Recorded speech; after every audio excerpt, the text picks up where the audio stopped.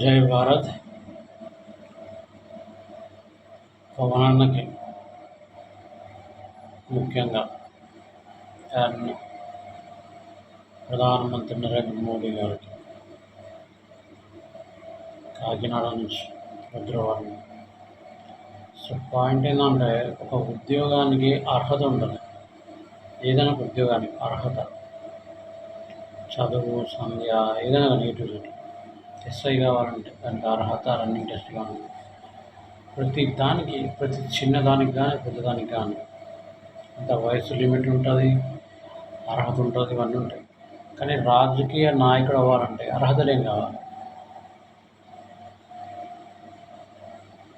ఒక ఎమ్మెల్యే, ఒక MP, CM అవ్వాలంటే అర్హతలు ఏమి ఉండాలి? వయసు ఎంత ఉండాలి, ఎంతవరకు చదువు ఎంత ఉండాలి, ఏం అర్హత ఉండాలి? అవేం లేవు.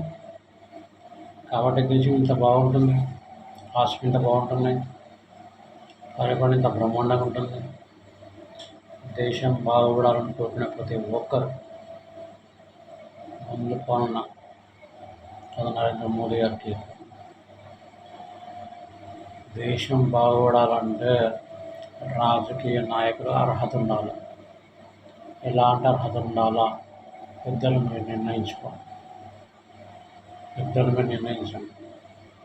అర్హత లేకుండా డబ్బు ఉంటే చాలు కూర్చో ఎక్కేస్తా అంటే దేశంలో నడుస్తుంది. ఎవడని చేయలేడు. ప్రతి రాజకీయ నాయకుడికి అర్హత ఉండాలి. అర్హతను మీరు డిసైడ్ చేయండి.